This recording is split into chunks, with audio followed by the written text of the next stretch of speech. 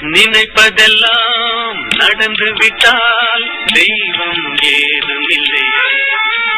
நடந்ததையே நினைத்திருந்தால் அமைதி என்றுமில்லை.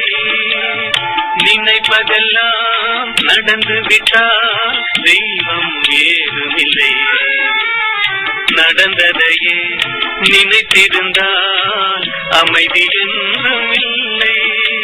முடிந்த கதை தொடர்வதில்லை இறைவன் கேட்டினிலே.